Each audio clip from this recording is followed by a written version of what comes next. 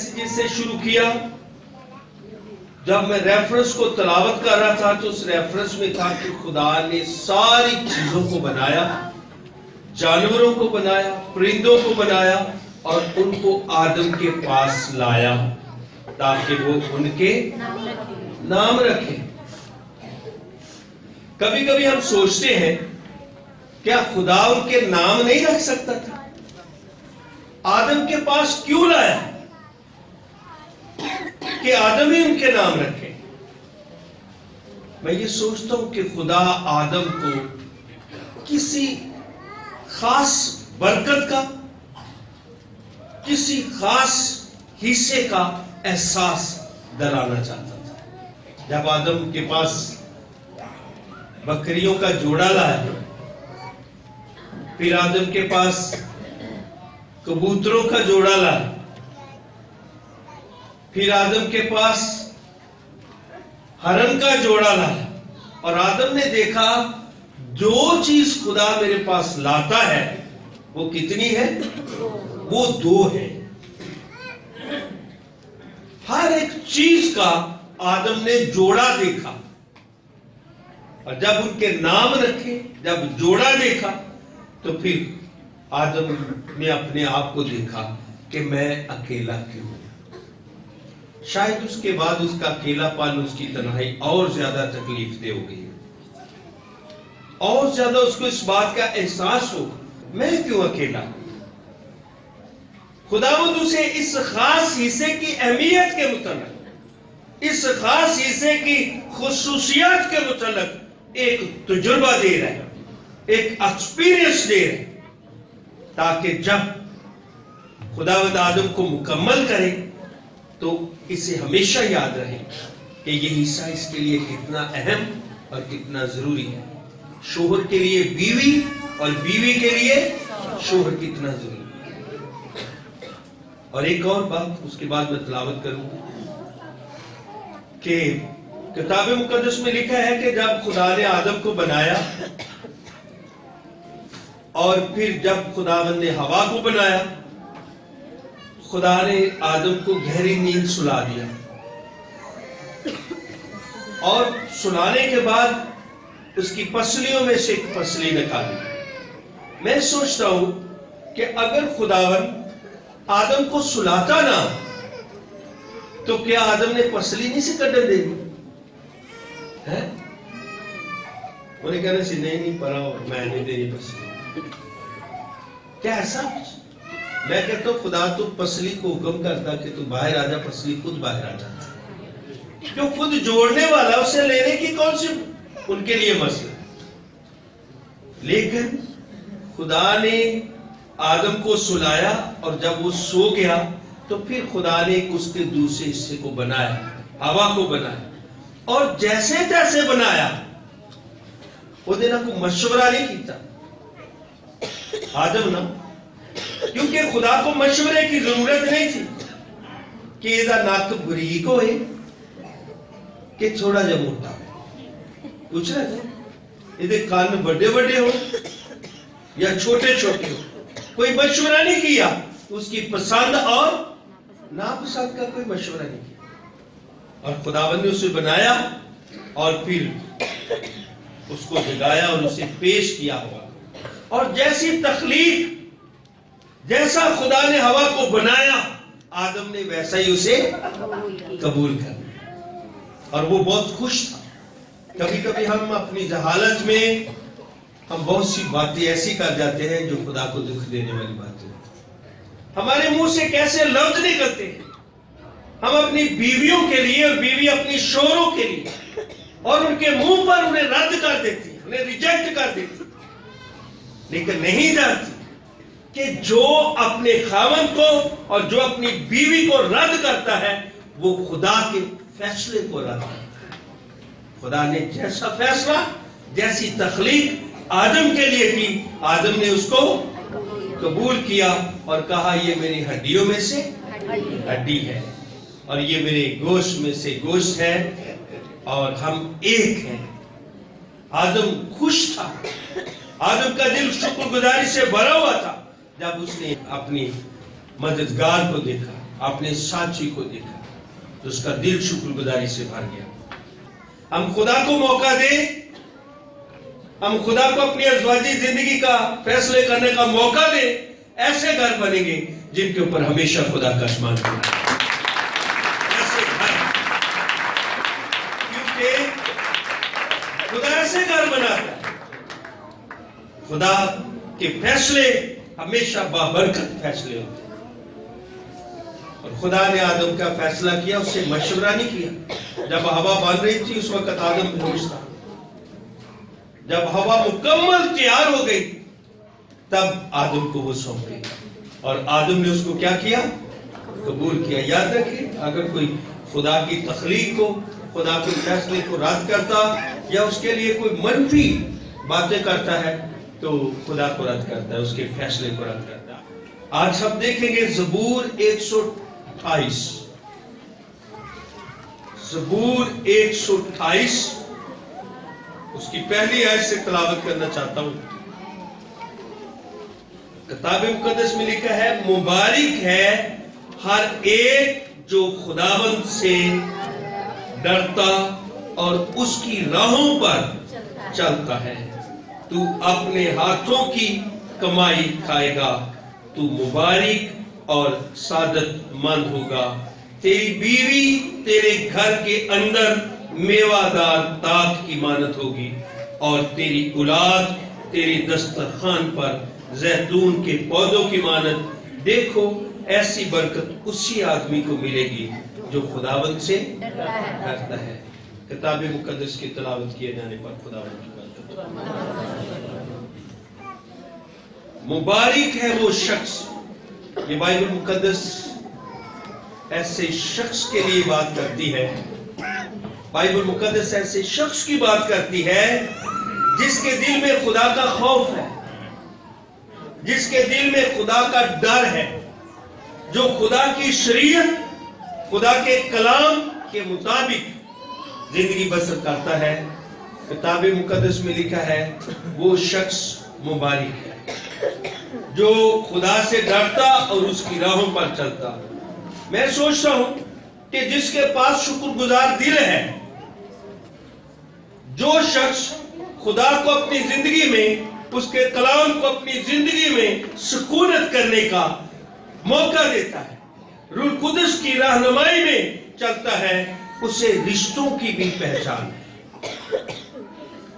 اسے ہر ایک رشتے کی کیا قدر ہے, اس کی کیا اہمیت ہے, یہ اسی شخص کو اس کا پتہ ہو سکتا ہے جو خدا سے ڈرتا ہے, جس کے دل میں خدا کا خوف ہے. جس کے دل میں خدا کا خوف نہیں, وہ کبھی رشتوں کی اس کو پتہ نہیں چل سکتا کہ رشتوں کی اہمیت کیا ہے. کلام میں لکھا ہے جو شخص خدا سے ڈرتا ہے وہ اپنے ہاتھوں کی کمائی کھائے گا, وہ طاقتور رہے گا, اس کی قوت, اس کی قوت خداوند سے ہوگی.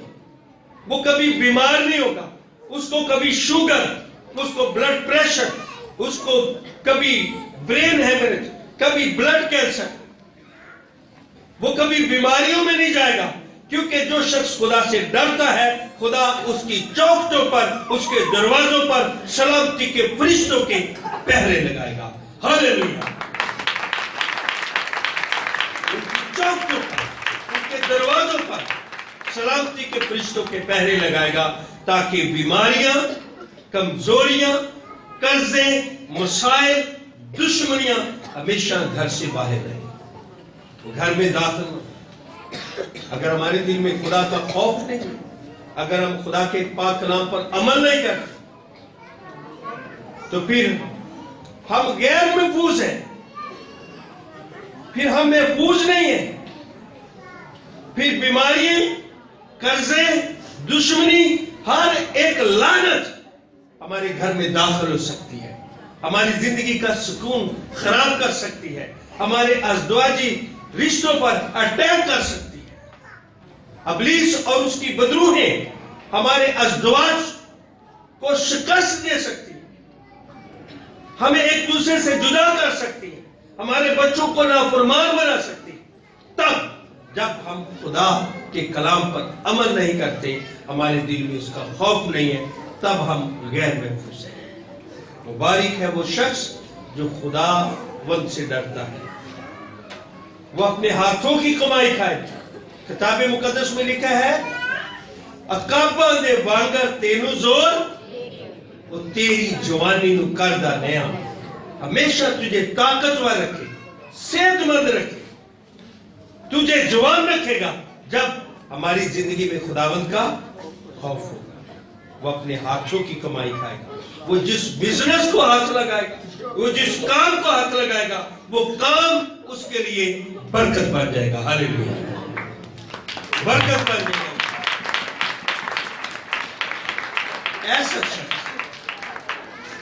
ऐसा शख्स जो खुदावंद से, खुदा का खौफ जरूरी है।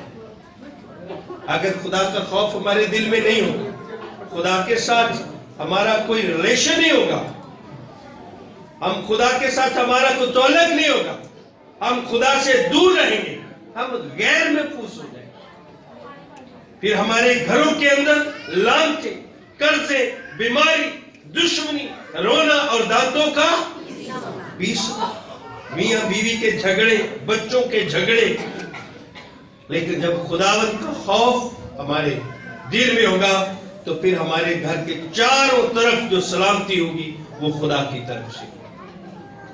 फिर हमारे घरों में कर्जे नहीं, हम कर्जा लेने वाले नहीं, बल्कि कर्जा देने वाले होंगे। एक घर क्या, कई घर खुदा हमें देगा। हमारे बच्चों के बच्चों को खुदा कर देगा।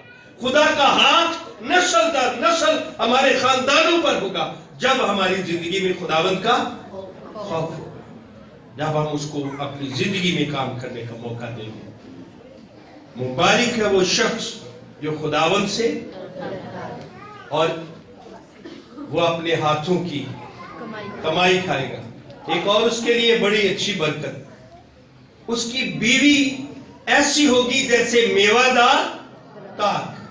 मेवादार ताक कहते हैं अंगूर की बेल।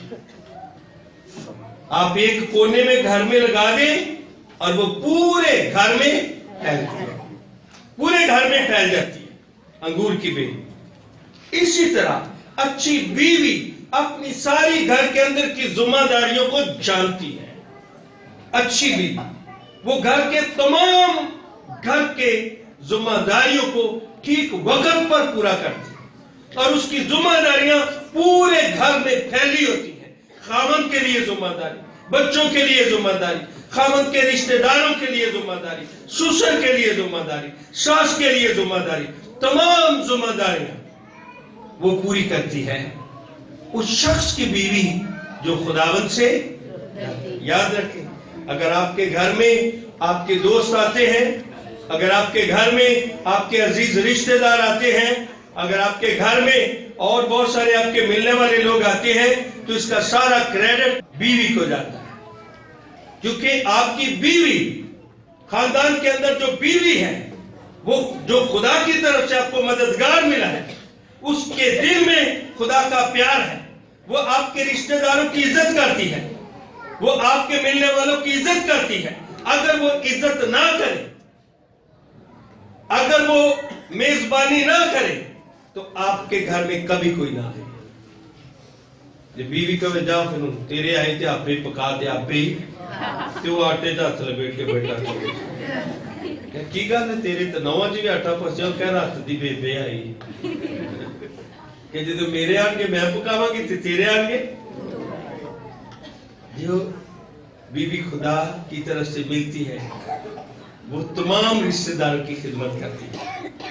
जब सास आती है, ससुर आता है, और अजीज आते हैं, दोस्त आते हैं, बरादरी के लोग आते हैं, और उसकी बीवी देखकर खुश होती है, और वो खुशी से उनकी खिदमत करती है। वो समाज में, माशरे में, कबीले में, कौम में, कलीसिया में अपने खावंद के सर को बुलंद कर इज्जत बनाती है।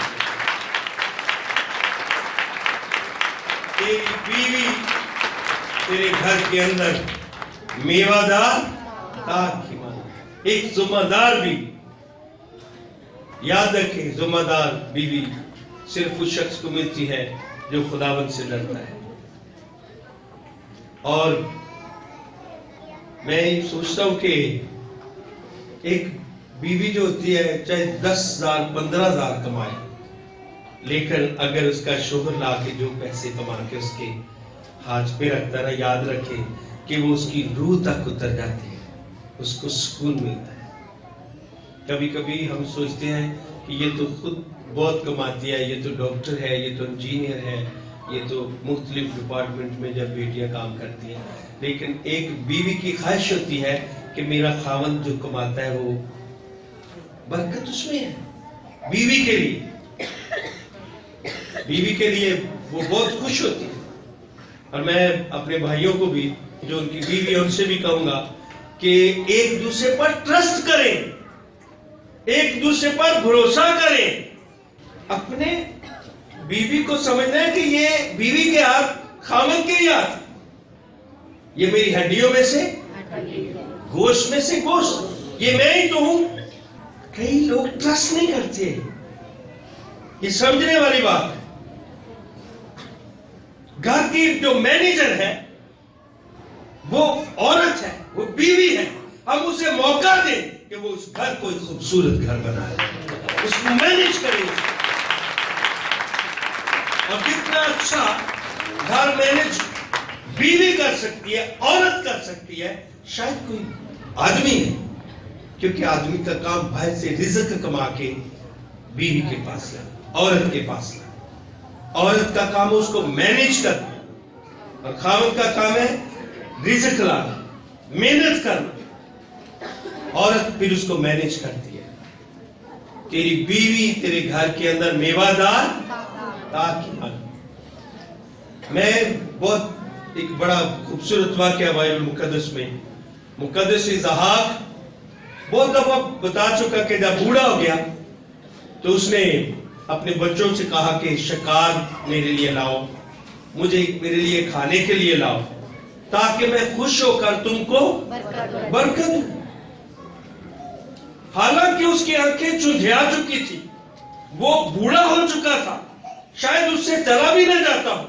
چاہے وہ چلنے کے لیے کسی بیٹے کا سہارا لیتا ہو، چلنے کے لیے لاٹھی کا سہارا لیتا ہو، اتنا انتہائی بزرگی کی حالت میں.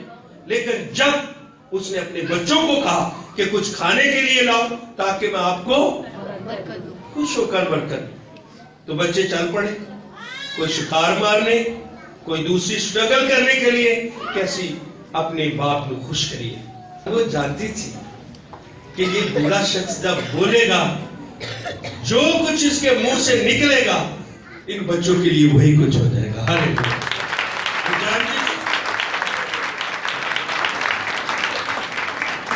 ان سب چیزوں کو اس کو تجربہ تھا. اس نے اگر چھوٹے کو یعقوب کو کھانا بنا کر دیا، وہ جانتی تھی وہ ایسے برکت نہیں لے گیا. اس نے اچھی بیوی ہونے کا ایک ثبوت دیا کہ وہ جانتی تھی کہ میرا خاوند کتنا نمک پسند کرتا ہے، کس طرح کا ذائقہ اس کے منہ کا.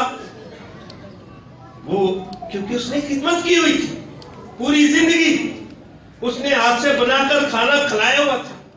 وہ کھانا کھلا کر اپنے خاوند کے منہ کے ذائقے سے واقف تھی، اسی لیے یعقوب برکت لے گیا. ہاللیلویا. اس نے ایسا کھانا بنایا اپنے خاوند کے لیے، ایسا کھانا بنایا اپنے خاوند کے لیے کہ کھاتے ہی وہ خوش ہو گیا. اپنے خاوند کے منہ کے ذائقے کو جانتی تھی، وہ جانتی تھی میرے خاوند کے منہ کا ذائقہ. اور اس نے اپنے بیٹے کو برکت دلائی. اگر وہ اچھی خدمت کرنے والی خاتون نہ ہوتی تو یعقوب کو کبھی برکت نہ ملتی، کیونکہ وہ ذائقے سے ہی اس نے خوش نہیں ہونا تھا. اور یعقوب برکت لے گیا. کھانا بنایا کس نے تھا؟ اس کی ماں نے. وہ اپنے خاوند کے لیے جانتی تھی کیونکہ اس نے پوری زندگی اس کی خدمت کی تھی. یہ اس شخص کا ذائقہ، یہ کیسے خوش ہوگا، کس طرح کا کھانا بنایا. تیری بیوی تیرے گھر کے اندر میوہ دار تاکہ اچھی بیوی، تیری بیوی سے تیرے رشتہ داروں میں تیری عزت ہوگی، تیری بیوی سے تیرے دوستوں میں تیری عزت ہوگی, تیری بیوی سے تیری کلیسیا میں تیری عزت ہوگی. تو جہاں جائے گا تیری بیوی ایک برکت بن کر تیری عزت کے ساتھ ذریعہ ہوگا. تیری بیوی تیری برکتوں کا ایک ذریعہ ہوگا. لوگ تیری بیوی کی تعریف, اس کے اچھے کاموں کی تعریف کریں گے, اور تیری اولاد تیرے دسترخوان پر زیتون کے پودوں کی مانند. تیری اولاد, میں ایک بات ضروری سمجھتا ہوں کرنا, یہ سنے بہنیں, یہ بات بڑی خاص ہے. آدمی کا کام جس طرح میں نے بتایا محنت کرنا اور گھر کی ساری ضرورتوں کو پورا کرنا, تو جو بیوی کا خاص کام ہے, خاص جو خدا کی طرف سے اس کی پہلی ذمہ داری, اگر ہم پہلی ذمہ داری پوری نہیں کرتے تو دوسری بھی نہیں کر سکتے. اگر ہم پہلے امتحان میں فیل ہو گئے تو دوسرے میں بھی فیل ہو جائے. اور عورت کی, بیوی کی پہلی ذمہ داری یہ ہے کہ وہ اچھی اولاد کی پرورش کر کے اپنے خاوند کو دے. یقین جانے ان کا بڑھاپا جوانی میں بدلتا ہے.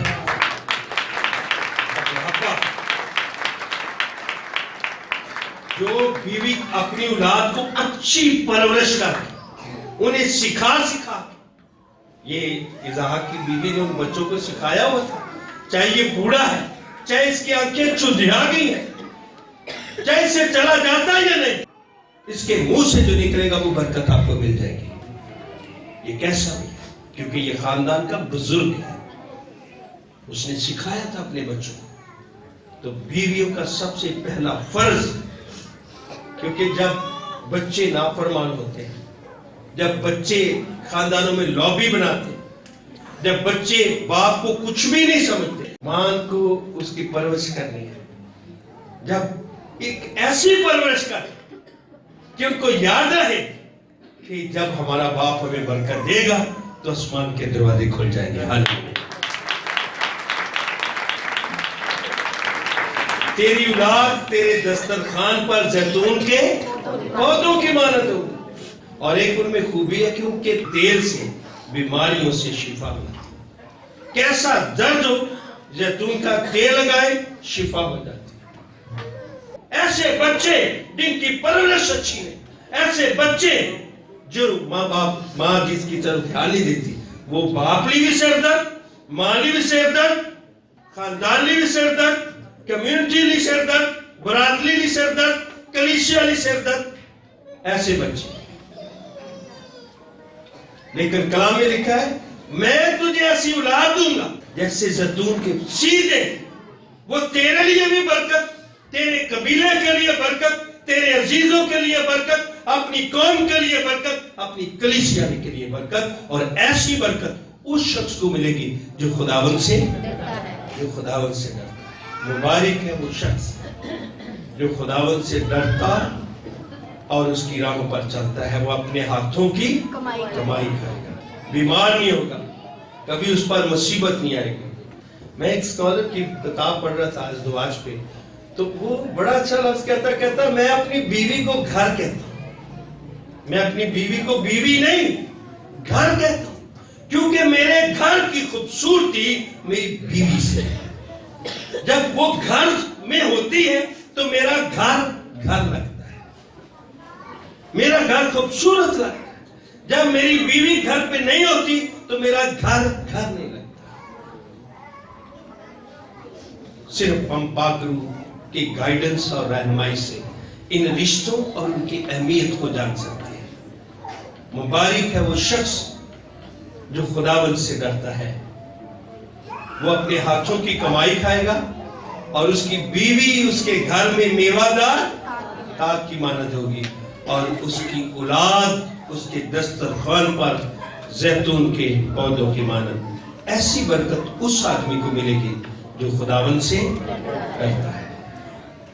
میں آج اپنی بیٹیوں کے لیے جو شادی شدہ ہے,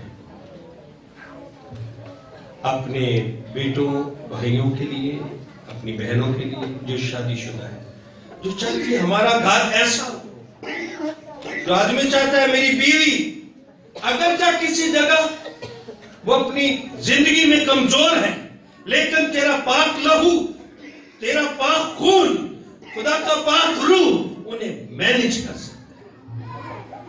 اچھی بیوی جیسے میوہ دار پاک۔ اگرچہ میرے بچے کسی جگہ ان کی پرورش میں کمی رہ گئی ہے، آج ہم اپنے بچوں کو تیرے لہو میں چھپاتے ہیں، ہاللیلویا، تیرے لہو میں، تاکہ یہ ایسے ہو جیسے زیتون کے پودے۔ کوئی بیوی آ جاتی ہے، میں اس کلام کو اپنی زندگی میں اپلائی کرتی ہوں، دعوت دیتی ہوں کہ ہماری زندگی میں ایسا ہونا شروع ہو جائے، ہمارا گھر مبارک گھرانہ بن جائے، میرے شوہر کی عزت ہو، میری عزت ہو، میرے بچوں کا فیوچر اچھا ہو۔ آج ان کے لیے خاص دعا کی جائے تاکہ یہ کلام آپ کی زندگیوں میں کام کرے، تاکہ آپ کے خاندان میں کام کرے۔ غربت، بیماریاں، جہالت، ہر طرح کی لعنتیں خاندانوں کو چھوڑ دیں۔ تیری بیوی تیرے گھر میں میوہ دار پاک، تیری اولاد تیرے دسترخوان پر زیتون کے پودوں کی تیرے لیے برکت ہی، اور ایسی برکت اس شخص کو ملے گی جو خداوند سے ڈرتا ہے۔ جسم کی مالک جان سے نازک رکھنا محبت سے، جسم کی مالک جان سے نازک رکھنا